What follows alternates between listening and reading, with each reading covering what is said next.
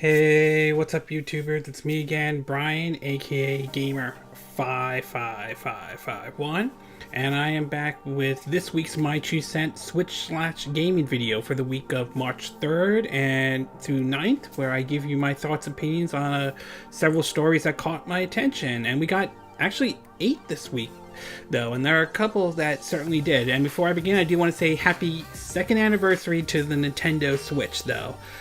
Obviously, the Switch is doing very well for Nintendo. While there are certainly some decisions that I do question Nintendo makes, such as like some of their online service and all that stuff, there's no doubt the Switch has certainly been a success, and it certainly has done better than what the Wii U did. So, happy 2nd anniversary to the Nintendo Switch. So why don't we get started with our first part of our My 2 Cent video. And for this one has to do with the Xbox or Xbox Game Pass on the Nintendo Switch. Now, as some of you may have heard, there were rumors going around a couple weeks ago that was starting to point out that Microsoft may be considered bringing the Xbox Game Pass or Xbox Live to the Nintendo Switch. As some of you may be aware of, I think one editor from Game Informer has pointed out that there were some sort of big things coming to Nintendo from Microsoft and all that stuff. There was rumor that Ori and the Blind Forest was coming to the Nintendo Switch and all that. So, of course, like anything, it's a rumor, so no one knows if it could be true or not.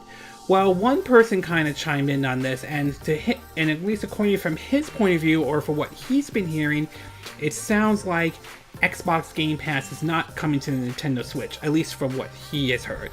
According to an article from Nintendo Life, the person who said this was by the name of Brad Sam, the executive editor of It Sites, P-E-T-R-I and T-H-U-R-R-O-T-T. Again, I apologize if I'm not saying the name correctly, and if you want to read some of the stories, links will be in the description of this video, has claimed that multiple sources have told him that Game Pass won't be coming to the Nintendo Switch. Of course, obviously nothing has been confirmed so far. And one information saying it is, one information saying it isn't. From what he has said so far, and this was sort of written, it's what said, so like I think in a video about Microsoft's next generation console, it says, there has been a lot of talks about Game Pass on the Switch. I've heard from multiple sources that that's not happening. Let me qualify, or Q-U-A-L-I-F-Y. That's definitely not happening in the near terms. I can't ever say never, because Microsoft wants Game Passes on TVs.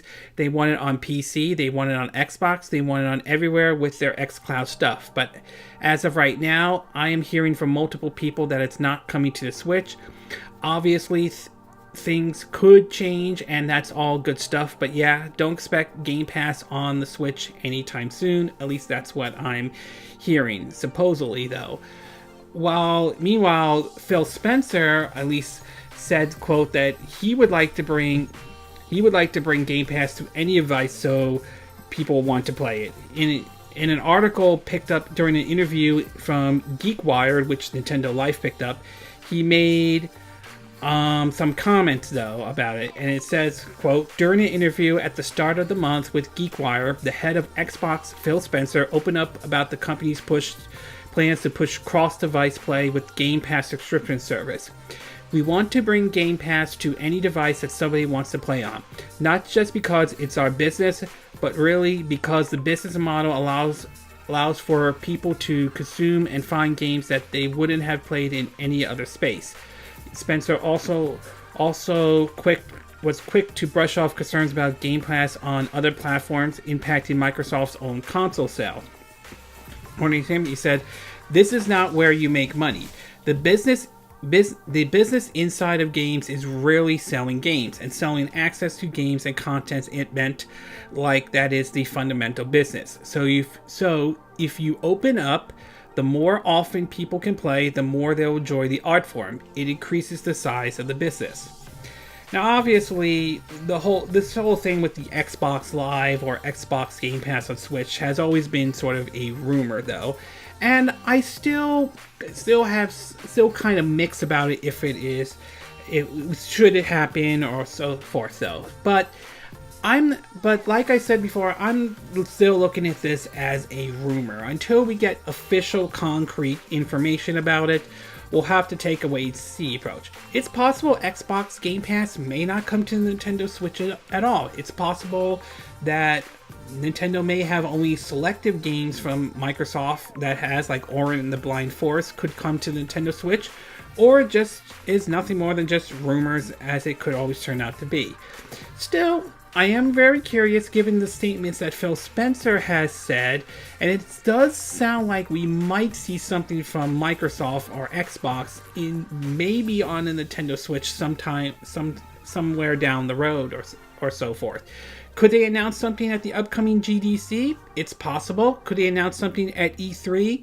Again, that is also possible, so we'll have to wait and see. But for right now, regardless if you think this is true or not, for the moment, whether you agree with Xbox Live not coming to the Xbox Game Pass, not coming to the Switch or not, for now, I'm treating this as nothing more than a rumor at this moment, and we'll just have to wait until we hear actual official confirmation if it will really happen or not. Okay, we're going to take a quick break, and when we get back, we'll get to part 2, and this one has to do with some comments made about Nintendo's mobile strategy when it comes to releasing their games on mobile devices, though, and I'm talking about things like your smartphone or tablet as well. So we'll take a quick break, and we will be right back.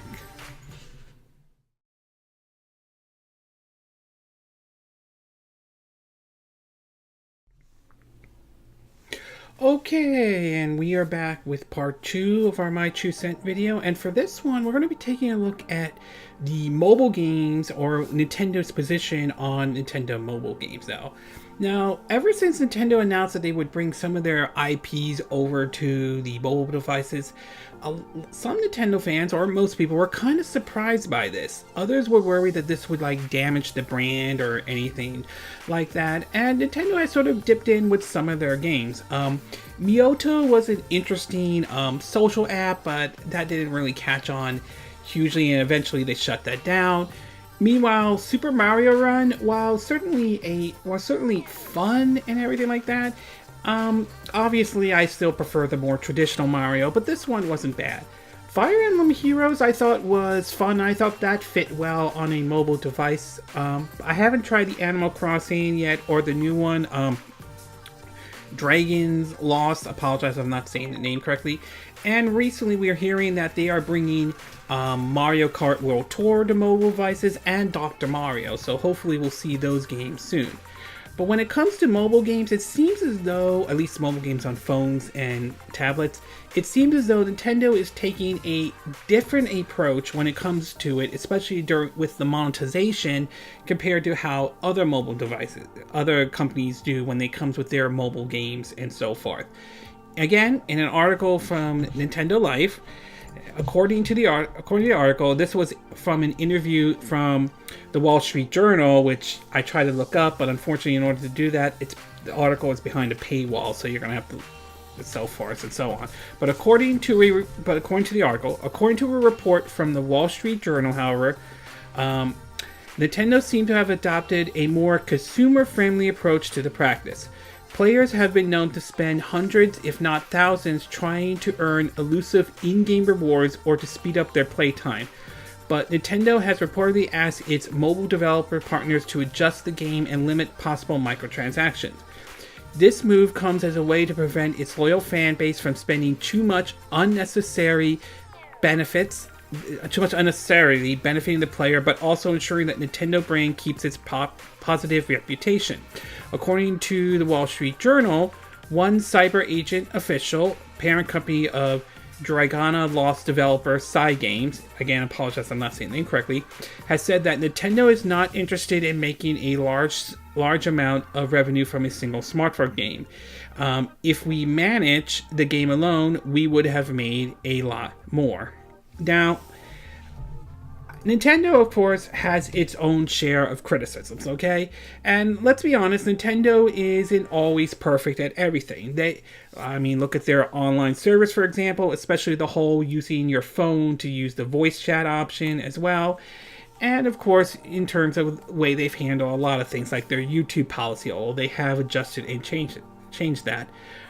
But there are occasions when they do things right. And in this case, with their mobile games, though, I applaud them for doing this, though. I think it's great that they're developing a game where developing a mobile game, though, where they're trying to limit the amount of the use of the microtransactions. Because as we've seen before in the past, there are some developers out there that have gotten maybe way too greedy and have pushed out the microtransactions to the point where we're hearing stories of kids spending their parents' credit cards and spending over like $1,000 in in-game currencies, though. And not to mention we've seen third-party developers try to put those microtransactions or loot boxes into those $60 games. Looking at you, EA, and you too, Activision, as well. So it is very refreshing to see Nintendo take this approach, and I applaud them, though. I applaud the fact that they're trying to push out a game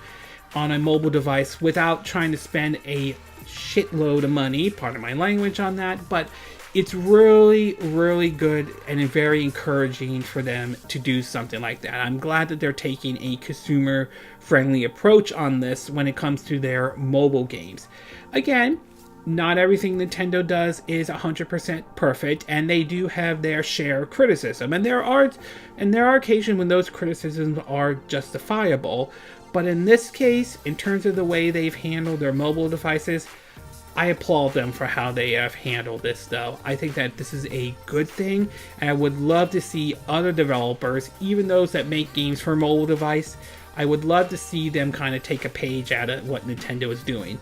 No, obviously they're not getting rid of the microtransactions, but they at least minimize it in a way where you're not being forced to use the microtransactions. So for that, I applaud Nintendo for taking that approach for when it comes to their games on mobile devices like phones and tablets. Okay, we're going to take a quick break, and when we get back, we'll get to part 3, and this one is an announcement of a classic Nintendo 64 game that is making its way over to the Nintendo Switch.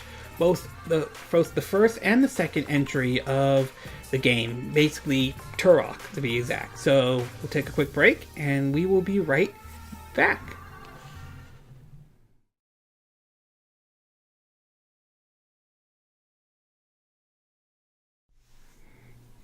Okay, and we are back with part 3 of our My Two Cent video for this week. And for this one, we're going to be taking a look at the announcement of the N64 classic Turok 1 and Turok 2 are coming to the Nintendo Switch.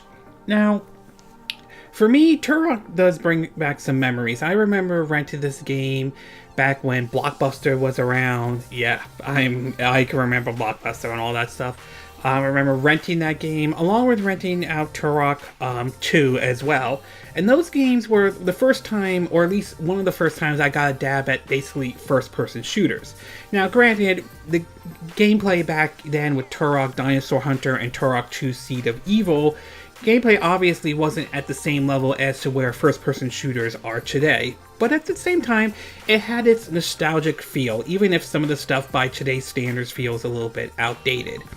Well, it seems as though we're getting both not only Turok 1 and 2 are coming to the Nintendo Switch, but it looks like these are basically the remastered or more like an updated versions of the ones that were originally released on the PC and the Xbox One. From an article on Screen Rant, again, links will be in the description, it said, quote, Turok makes its Nintendo homecoming when Turok Dinosaur Hunter arrives to Switch later this month. I believe it's going to come out next week as the recording of this video, but I'm not sure. With Turok 2 Seed of Evil to follow later. The game's originally released on the Nintendo 64 with former earning acclaim from critics and fans. In the first title, players must protect the Earth and the prehistoric Lost Lands from the villainous campaigner who seeks to assemble a powerful relic and dominate the universe. I always thought that name, Campaigner, that's kind of interesting. But according to the article, it reads, quote, and they picked this up from CBR.com, it's reported that Turok Dinosaur Hunter will appear on the eShop on March 18th.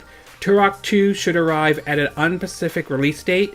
Unsurprisingly, the Switch port will be the remastered version developed by Night Dive Studios for PC in 2015 and consoles in 2018.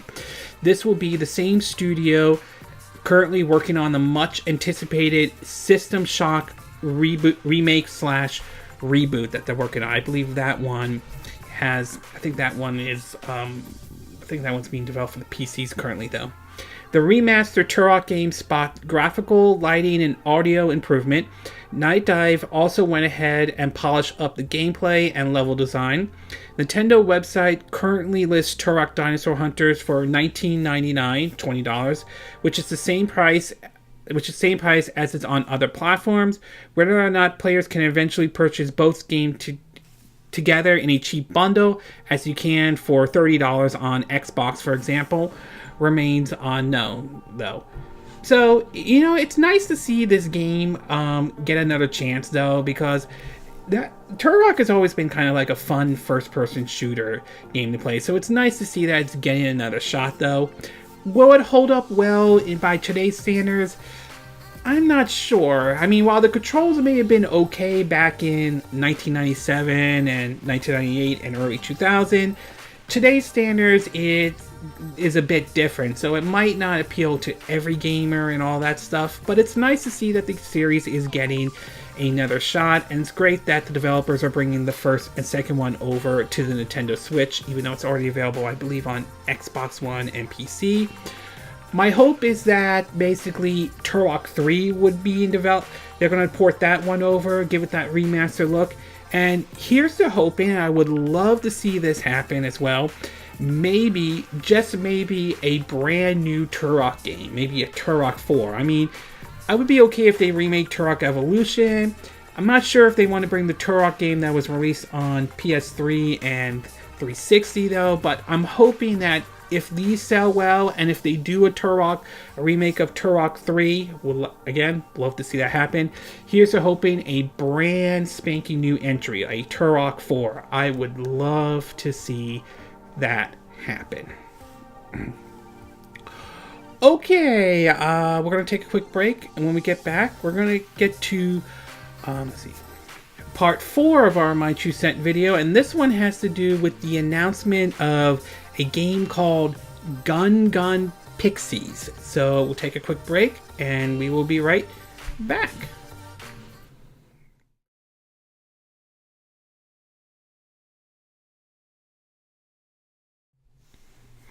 Okay, and we are back with part 4 of our My 2 Cent video. Before I get to the fourth one, I do want to say there was a little error I made at the beginning when I said there were like 8 stories I wanted to talk about. There was actually 9. There was a little typo on my little sheet when I was like writing down notes or everything like that. So apologize earlier in events. I meant to say 9, not 8. So that's on me. My bad. So we have 9 stories to cover. So, but we're at part 4 right now, and this one has to do with the announcement that of the game Gun Gun Pixies is coming to the Nintendo Switch and PC via Steam.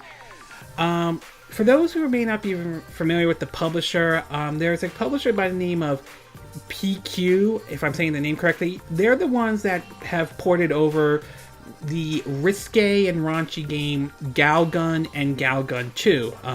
I think Gun was originally released on the PS4 and Vita, and Gun.to recently saw a release last year not only on the PS4 but also on the Nintendo Switch as well. Well, it looks like they are bringing another risque and raunchy title over, especially after last week where they said this is a title for those who are, and they said this themselves, for those who are boobs lovers and all that stuff, is the game Gun Gun Pixies, if I'm saying the name correctly. From an article from Anime News Network, it says, quote, P-Cube and developer complaint Hearts, Compile, apologize for not saying the name correctly, announced on Monday that they will release Gun Gun Pixie games physically and digitally for Nintendo Switch in North America and Europe this year. They've also confirmed on its official Twitter account that the game will have a release for PC via Steam in North America and Europe. They also announced a Day 1 edition, which comes with, looks like, a art book and a cover. As far as what the game is itself, well, it's basically, to sum up, it's a fan service game. And what I mean like that, it says, quote, Gun Gun Pixie is an exhilarating mix between third-person shooter and 3D platform where stealth is key. Sneak around the dorm and climb furniture to search for non-combat story objectives, or get good venture points for sniper shots to pacify the girls, collect large coins hidden around the level, and completing missions let you unlock new weapons, lingerie, gadgets, and costumes. This and more awaits you in the craziest mission you will embark on this year. In other words, the story basically is that you are these little pixies that are infiltrating a girls' college dormitory to study society to bring back to your own planet. Long story short, it's a fan service game, so let me be clear about that, though. It's basically a fan service game. You know, I really don't have a problem with this game coming to the Nintendo Switch at all, and it is pretty amazing that Nintendo has been more open to allow these kind of games come to the Nintendo Switch and all that stuff. And what's really interesting, though, is that it seems as though the game's not coming to the PS4 at all. Some may wonder why, considering Galgun and Galgun 2 made their way over to Nintendo Switch. I think a lot of it has to do with the change in Sony's policy regarding the whole, you know, what they would allow. Like, I think they've, like, on the whole risque and raunchy stuff, all that stuff, which, while it is there, while they could do that if they want to, I think it is sort of a dumb decision, to be exact. So it's very interesting to see a lot of these developers start bringing more of these risque and raunchy titles, especially over to the Nintendo Switch. Where it will appeal to everyone or not remains to be seen, but it's nice that they're getting a physical release of this game and that it's going to be basically they're bringing it here to the West, which is pretty interesting, though. Will it appeal to everybody? Probably not, but I'm glad that Nintendo's more open to allowing titles that would be considered risque and raunchy. And obviously, if you don't own a Switch or anything like that, and the PC is your main system of choice when it comes to gaming, well, you do have the option of getting this game on the PC via Steam. So, based on what I've seen so far, it sounds like mostly based on some of the footage, though, it looks like sort of like a somewhat mediocre third-person shooter, though. Although that version was on the Vita, though, it'll be interesting to see how it looks on the PC and Nintendo Switch when they finally release that version. So overall, it's a fan service game. I'm sure there's an audience for it, though. So if it's the kind of game you're interested in, well, it's coming to the Nintendo Switch and the PC via Steam. Okay, we're going to take a quick break, and when we get back, we're going to get to part 5 of our My 2 Cent video, and this one has to do with a error made by the mainstream press over an announcement of a Pokemon game that really doesn't exist. Oh, Pokemon Gun, to be exact. So we'll take a quick break, and we will be right back.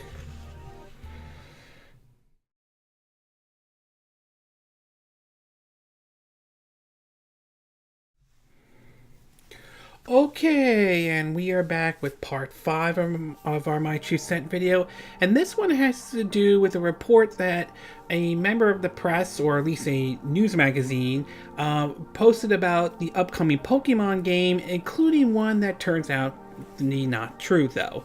Now, as some of you are probably aware of, Nintendo recently released their Nintendo Direct, or at least their Pokemon Direct, that showed up their upcoming Pokemon game, Pokemon Sword and Shield. And while I'm not the biggest Pokemon fan out there, it is certainly one I will keep an eye out for, and was willing to try out for myself, I'm willing to give this title a try when it comes to the Nintendo Switch. Well, apparently it seems that it was picked up by other news outlets as well, but one news outlet may have kind of, well, obviously it points out it could have, maybe should have fact-checked this before they even put it out. From an article on Nintendo Life, and picked up by several other gaming sites though, it points out that according to a Twitter user that goes by the name of handler CINCEJA, their local newspaper, Las Vazdies, again, it's in Hispanic, so unfortunately, I apologize if I can't say the name correctly, located in Mexico, published a picture of a fan-made Pokemon gun logo along with the article about a new game. As the Twitter user Seeker Nama, SEEKERNAMI, points out, the article itself makes no mention of the fake version, so the actual design actually the design's mistake. So they showed the picture of which shows Pokemon Sword and Shield and Pokemon Gun, which obviously isn't real. Now, when it comes to criticizing the mainstream press and all that, I'm very cautious about this though. While I'm not saying the press doesn't have its share of criticism, in this day and age where people are throwing around the whole fake news, which to me comes off as another way of saying I don't want to take responsibility, I want to blame someone else, and we've seen politicians have played that card many times, including a certain individual that occupies the White House though. That's not to say that there aren't occasions when the press does make an error and they do deserve to be called out. And in this case, and in this situation, they obviously does.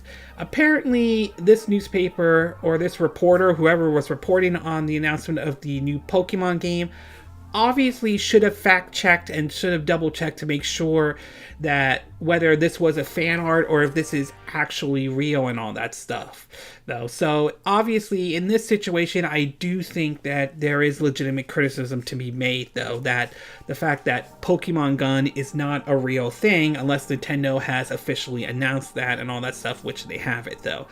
And given Nintendo's history, I doubt they will have a game known as Pokemon Gun, even though there is supposedly a banned Pokemon episode that never saw the light of day out here in the US. I believe it's one where Ash goes through, I'm not a big Pokemon fan, I'm only basing this off of what I remember hearing about, which is basically there was an episode where he goes into a town, and I believe in one situation someone points a gun at Ash and all that stuff. So I think I've seen some screenshots of it. I don't know if it's real or not, but I've heard stories about it. Either way though, this certainly is a case where basically the reporter probably should have fact-checked this though.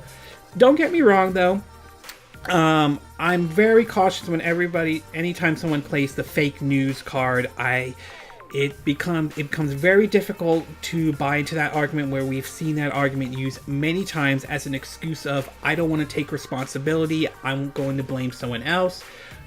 But in this situation, and in some cases, there are situations where the press does deserve to be criticized and obviously should have fact-checked this before putting it out. And in the case with Pokemon Gun, yeah, this reporter or whoever wrote this article obviously should had fact-checked this to make sure whether Pokemon Gun was real or not. As a side note, Pokemon Gun isn't real at all.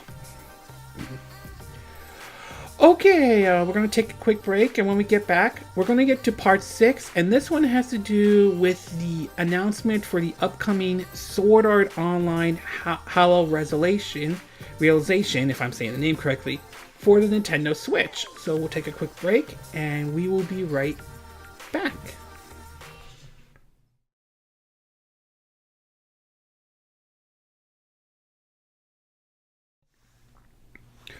Okay, and we are back with our 6th part of our My True Set video, and for this one we're going to be taking a look at the release date of the Switch version of Sword Art Online Hollow Realization. Now, when it comes to anime games, though, they can be kind of mixed, though. Some, like, say, Ghost in the Shell, that was released on the original PlayStation and PlayStation 2, or PS2, kind of got a little bit of a mixed response, although the PS2, I heard, did somewhat better. While other games like Dragon Ball series has had some mixed reviews, though. Some games have been bad, but there have been some good ones, though, like the Xenoverse 2, and Dragon Ball Fighter Z recently, though, even though I'm not really a Dragon Ball Fighter fan, though.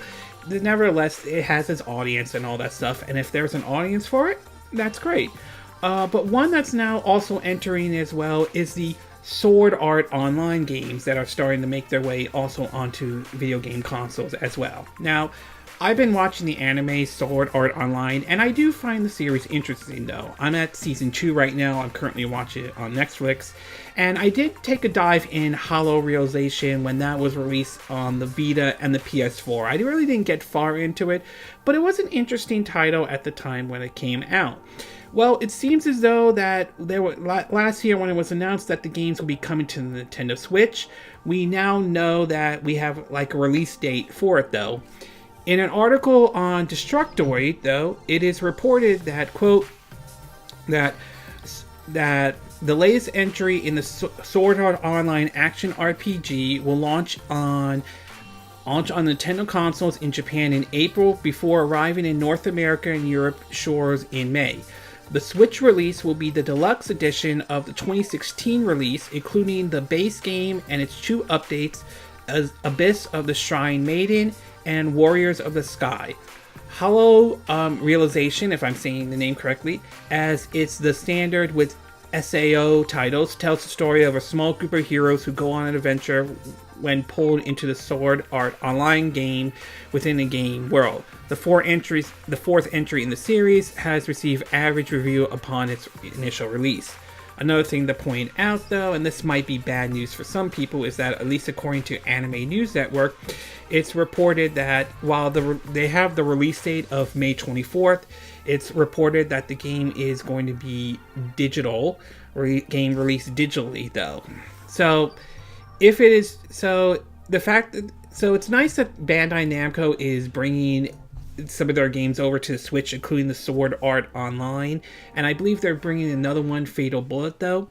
If what Anime News Network is saying is true, it is a little bit disappointing that it's going to be a digital-only release, if this is accurate, though. If it turns out to be only a digital release, as far as it being in the West goes, and it turns out Japan will get a physical release, or Asia will get a physical release, for me, more than likely, I will probably be importing that game through Play Asia, to be exact, though. So, for me, though, while I understand digital distribution will be the new norm, I still prefer the physical approach, though. I still prefer the physical release. So, but it is nice, nevertheless, that Bandai Namco are bringing these games over, though.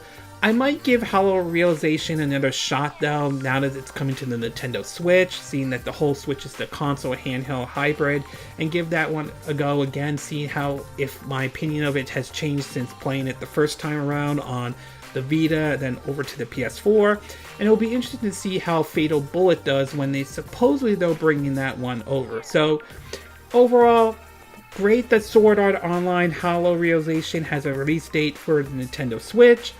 A little disappointed if it's true that it's only going to be available digital only, which if that's the case, and like I said earlier, if Japan has a physical copy, chances are I'm taking the import route on that one, mostly through Play Asia and so forth. Okay, we're going to take a quick break. When we get back, we're going to get to part 7, and this one has to do with Nintendo entering VR, sort of, in a way. So we'll take a quick break, and we will be right back.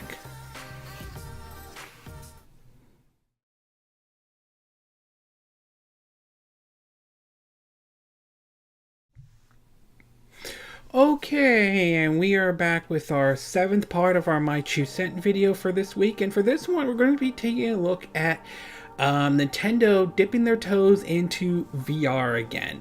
Now, for those who may remember, back in the 90s, though, Nintendo took a shot at VR with the Virtual Boy, though. And while it was an interesting idea at the time, in some ways it was kind of ahead of its time. Plus, there were reports of people having some issues with it, like when they put the glasses on and all that stuff. And that kind of sort of faded out with the whole VR craze back in the 90s. But lately, we've been seeing VR kind of make a return recently, though, with like basically attempts with the Oculus Rift to the PlayStation VR as well, though. And while it certainly is doing a little bit better than it was maybe back in the 90s, it still has reached the level as to where it will be, like where it would be like if someone just wants to play with a console and all that stuff. But it's started to catch on more and more, and it looks like Nintendo is certainly entering in the VR era, but entering the VR craze, but not at the kind of situation is. Apparently, they are taking the approach with VR with Nintendo Labo. That's right. The Labo kit, the Nintendo Labo that was released last year, from the Variety Kit to the Robot Kit, it looks like they're planning to release a new one, and this one will be focusing on VR. In an article posted on GameSpot, it reads that, quote, Nintendo has revealed its latest Labo set, the VR Kit, and it's perhaps the most significant one yet. While the basic conceit of using cardboard to transform the Nintendo Switch into something else remains in this case, it used to turn the system into a virtual reality headset. The new Toy-Con, as Labo kits are called, launch on April 12th and will include a new minigame as well as additional physical cardboards to make its VR headset. Nintendo says the new kit encourages passing around Toy-Con creations among a group of people so everyone in the room can easily join in on the fun. The company continues, to help encourage this social gameplay, players simply slip the Nintendo Switch console into the Toy-Con VR goggles and hold it up to their eyes to explore numerous games and experience. No head strap needed, though. The new Toy-Con is available in 2 configurations. The complete VR kit, set to include the Switch software and materials to build all 6 Labo projects: VR goggles, blaster, camera, bird, wind pedal, and elephant. The VR starter kit, meanwhile, includes the Switch software, but only the materials needed to build the VR goggles and blaster. Both sets also include a safety cap and screen holder for people who prefer to play the mini games in traditional 2D. Those who buy the starter set can then complete their collection later on by purchasing 2 expansions, one including the elephant and camera, the other including the wing, pedal, and bird. In the US, the VR kit is priced at $80, while the starter set plus blaster kit goes for $40. Owners of the latter can pick up the 2 VR expansions for $20 each. It's interesting that Nintendo is taking another shot at the VR thing, though I'm just not sure how the whole cardboard thing, how comfortable it's going to be to put it on like this and do the VR stuff, though. And while it certainly sounds like a neat idea, my concern, and this is what my concern about Labo is, with Nintendo Labo as a whole, while I'm not completely against the whole idea, it feels like one of those things where it probably, after a while, will just collect dust unless there's huge support for the games and all. And that's where I'm sort of seeing with the VR kit, though. It could be good. I mean, imagine the idea, I think, with some of them, like maybe a Pokemon Snap, like a Pokemon Snap 2. I know there are some Pokemon fans who would like to see that. To maybe a Duck Hunt game. I mean, I could see some games benefiting from it, but I can't see how every game will. And I just feel this is one of those, like, just with Labo, it sounds like a neat idea, it sounds great, but longevity is going to be the issue, and I'm wondering if this will be something that will be collecting dust for a while. Although I've seen lately with the steering wheel and the motorcycle one has seen some support via Mario Kart 8 Deluxe to be exact. So who knows? This one might get more support this time, but we'll have to wait and see how this one turns out. Overall, we'll see how well this one does. Maybe this one will have good success. Maybe it'll be interesting to see how well, the idea of using Switch as a VR headset.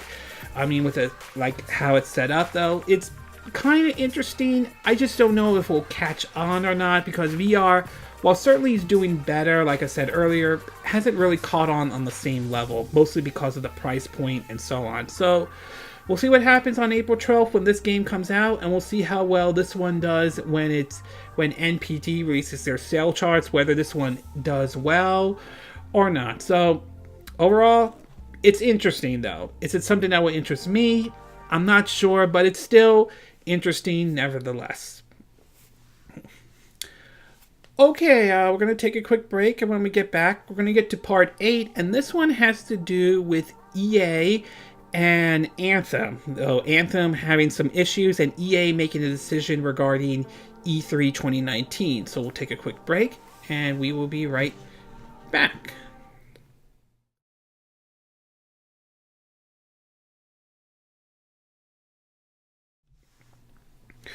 Okay, we are back with our 8th part of our My 2 Cent video, and for this one we're going to be taking a look at Anthem and, of course, EA.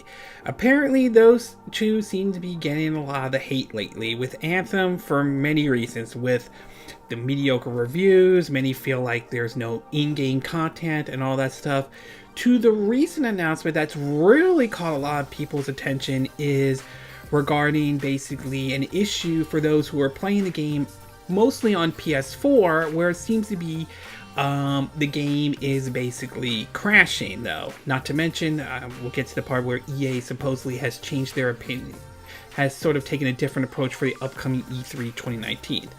But regarding Anthem though, if these were, assuming they're fixing this problem, this feels like this is a game that should have been in development more than, or should have, maybe they should have ironed out some areas before the game officially was released. According to an article from Extreme Tech, it points out that earlier this week, BioWare's already begrudging shooter, apologize if I'm not saying correctly, Anthem took a self-afflicted wound. After the game's first patch drop, players began to report crashes, instability, and even breaking consoles while playing on the PS4. This last one was a genius concern given how rare it would be for a game to somehow kill the platform it was being run on, and how serious an issue such a flaw represents for both BioWare for having shipped it and Sony for allowing it through whatever quality control procedures the company has in place for its online update. Now, BioWare has responded to these concerns with news of further updates. Good news at least one front. After working with the community extensively analyzing bug reports, BioWare is not aware of anyone actually winding up with a dead console, Reddit reports aside. The company does note that anyone who runs into such a problem should still contact them. BioWare's head of live service tweeted out the following earlier this week. It reads, quote, "Update, we identified several causes for the tempered power down crash some PS4 users experienced. Fixed from the top issues are in patches next week. If you encounter a game crash, where your PS4 won't respond, you can manually power down or restart it. No risk of damage." Anthem's lead producer, Ben Irving, echoes this point in a Twitch stream. BioWare apparently discovers a bunch of things that were causing crashes, and we addressed them in our patch. Irvine also related that no PS4 consoles have apparently been bricked by the game, saying, "In all instances, we are aware of that. We're investigating in partnership with first parties that can be backed up if you know how to just turn the power back on and cycle properly." It's not clear how well Anthem is selling overall yet. The game has topped the UK physical sales chart 2 weeks in a row, but physical sales are increasingly small percentage of a total market. It also takes third place on Xbox gameplay charts, which tracks the most played games on the platform. It's not clear if the upcoming patch will also fix an issue in which the weakest gun in the game did the most damage, despite appearing to fire much weaker shots. The numbers being shown to players for damage value looks right, but the actual numbers of shots it took to kill enemies clearly show that low-level weapons were doing more damage. Polygon reports that BioWare will fix this problem real soon, but it isn't specifically listed as being solved in the upcoming patch. And another report is reported that EA is basically changing their approach when it comes to their E3 showing this year. They said in a statement, though, and this is picked up from EA.com, but it's also been picked up by Nintendo Life, is that this year you'll see less talk and more play, with an event entirely focusing on the heartbeat of EA Play, our player community and the games we love. We're skipping the press conference this year and are replacing it with a multiple live stream that will air during the first 2 days of the event, bringing you more about what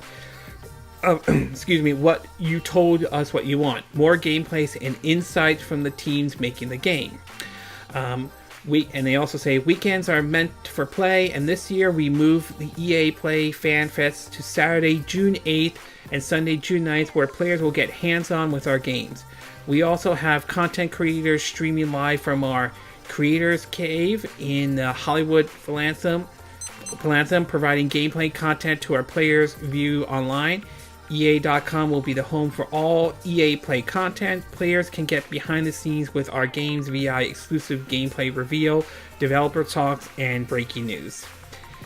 For Anthem, though, I do want to say that, and not to mention there are reports that basically Sony is offering refunds in some cases, where EA is also offering as well.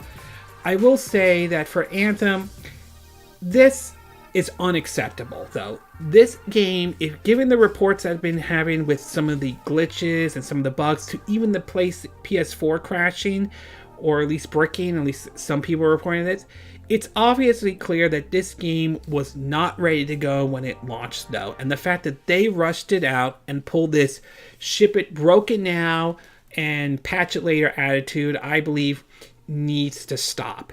This game should have been in development a little bit longer. Like Mass Effect Andromeda, though.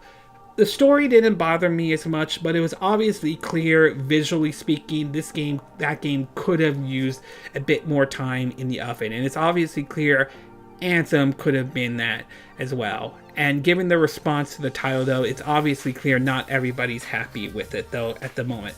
Could it be a better game maybe 6 months or so down the road? It's possible, but given the fact that the game is bricking PS4s, that could impact some people even considering picking up this game if the risk is the possibility that their PS4 could easily be bricked just for playing Anthem. And I will say this should have been addressed earlier on, not only from BioWare and EA, but even Sony themselves should have tested that out as well and say, hey guys, we can't ship the game under these conditions. You need to fix this, though, okay?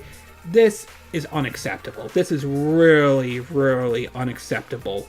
So shame on BioWare and shame on EA for shipping the game in this condition. And in some degrees, shame on Sony for not telling BioWare and EA saying, hey, you guys, we can't put this out because this is bricking the PS4s. We can't allow this to be on our systems at this time. Fix this as well.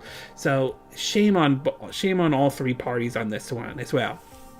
As for them replacing basically their event from their press conference to this direct to they're doing their live stream, it sounds like they're kind of taking the approach Nintendo's doing with their E3 presentation, these direct kind of approach as well. And while some will argue that this is probably a sign that E3 isn't as relevant as it used to be, as we're seeing Sony skip E3 and so forth, and I do think there may be some truth to that, at the same time, it almost kind of gives off the impression that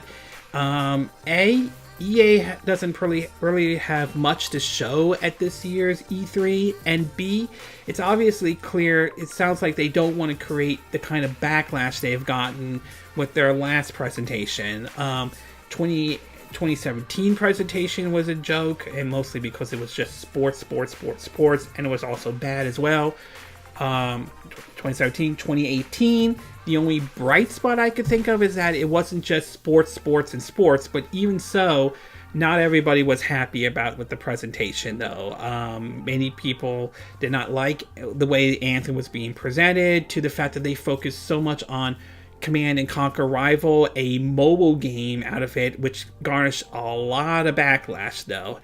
And obviously, that presentation wasn't good. Maybe they're trying a different approach. Maybe they're trying to rebuild their image. But if that's the case, I would say they have a long way to go, given the amount of damage they have done to their image. So overall, very disappointed. Even though I haven't picked up Anthem yet, very disappointed in the way how they have to release a patch for a game that's bricking your PS4. And even if I was interested in the game, I wouldn't pick it up to risk the possibility of my PS4 being bricked. And very interesting to see EA take a different approach to their E3 presentation. Whether or not that will help change their image or not remains to be seen. But to me, it kind of gives the impression that they really don't have anything to show at E3 this year. Okay, we're going to take a quick break, and when we get back, we're going to get to our ninth and final part of our My Two Cent, and this has to do with a comment that one of the folks over at Capcom made regarding the possibility of Devil May Cry 5 could make its way over to the Nintendo Switch, with a few caveats. So we'll take a quick break, and we will be right back.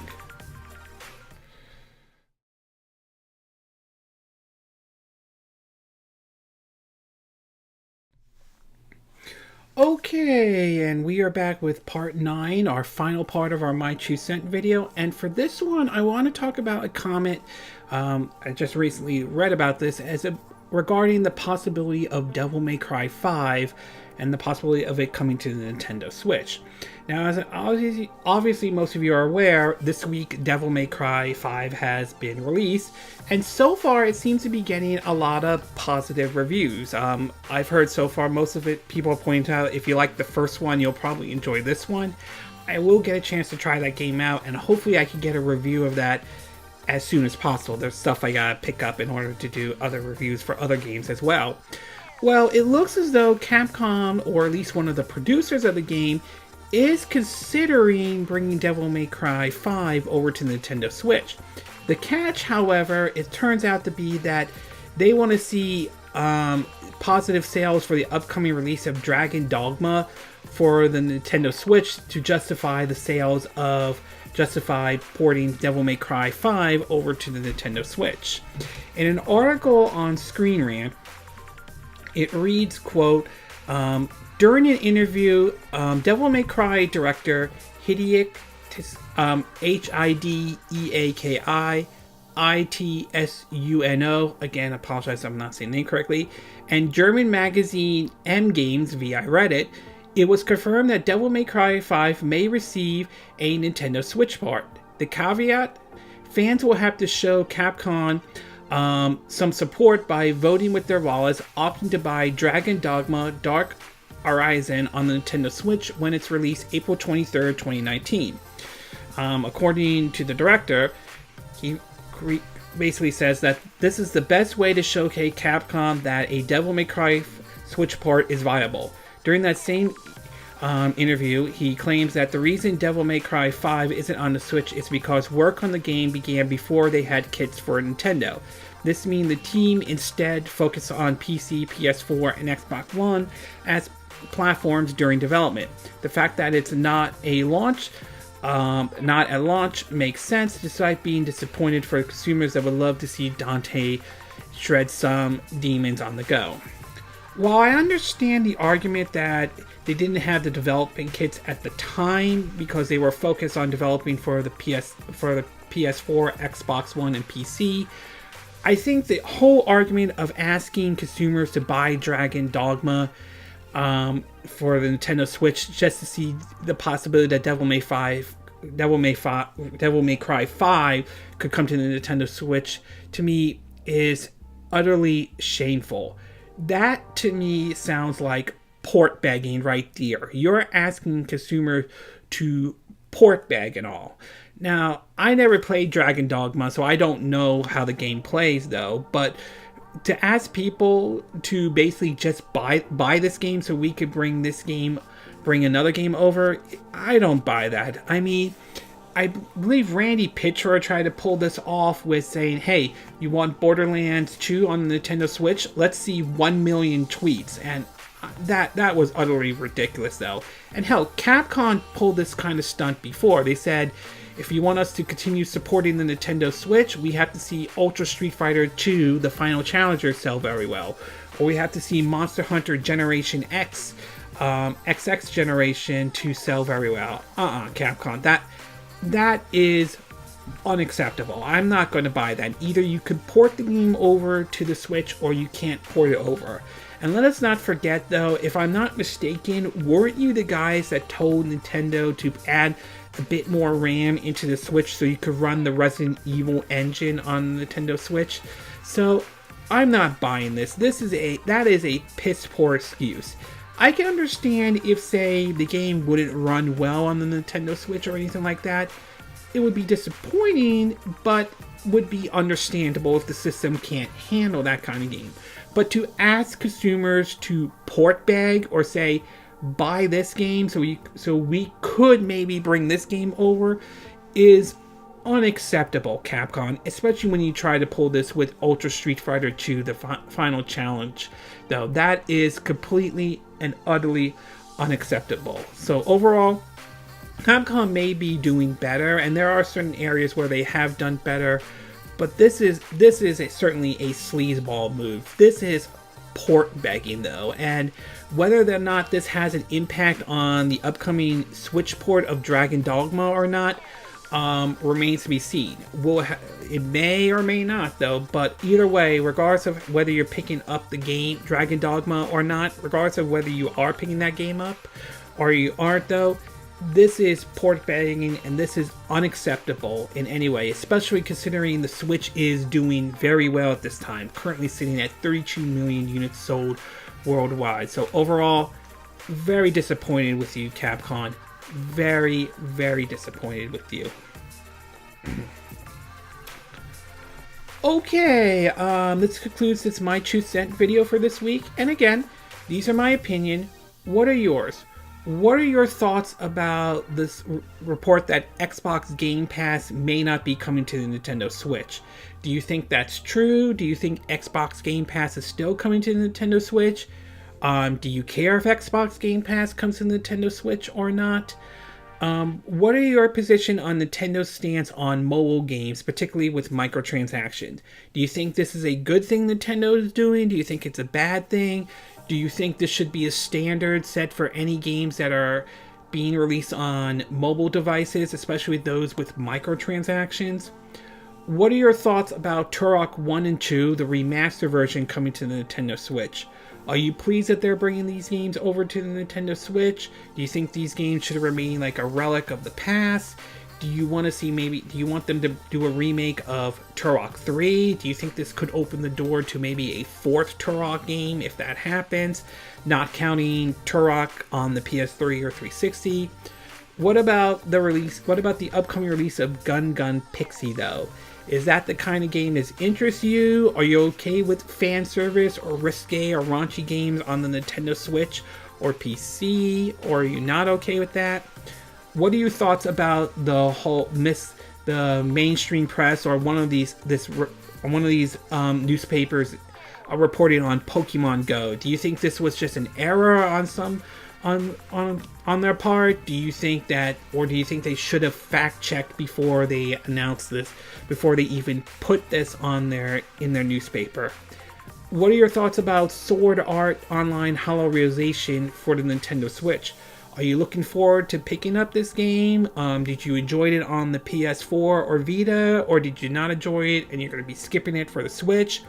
If the reports are true of being digital only, Are you planning to take the digital route, or if you're going to look to see if they have a physical version in Asia or Japan, and if they do that, are you going to import it instead?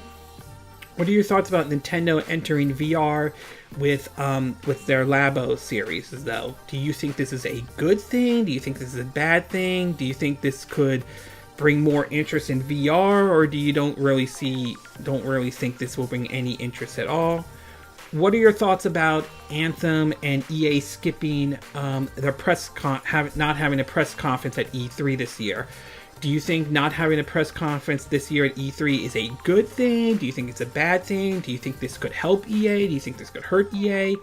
What are your thoughts about Anthem? Have you had issues where the PS4 has bricked or crashed? Have you not had any issues on this at all? Do you think this was unacceptable for Anthem to be released under that condition, for it to ship towards the PS4 or to other systems like PC or Xbox One? And what do you think about their comments about Devil May Cry 5, about the possibility of bringing it to the Switch? Do you think it's still possible they could bring it to the Switch? Or do you think that what they said about Dragon Dogma, do you think this was port begging? Do you think this is unacceptable in any way? Would you like to see Devil May Cry 5 come to the Nintendo Switch? Do you agree with what I said in this video? Do you disagree? Do you have a difference of opinion? As always, sound off on the comment section below. Let me know what you think, and I hope you hit that like button. I appreciate it, and I hope you do subscribe to my YouTube channel. If you do, make sure you hit the bell icon for notifications of any new videos I put up. Also, feel free to share this video if you want to, and feel free to donate to my channel if you like. You could do it through PayPal me or Patreon. Links will be in the description of this video. And I will see you again next time when I do another video. Hopefully that will be soon. Until then, from Southern California, I wish you all a good day then. Bye!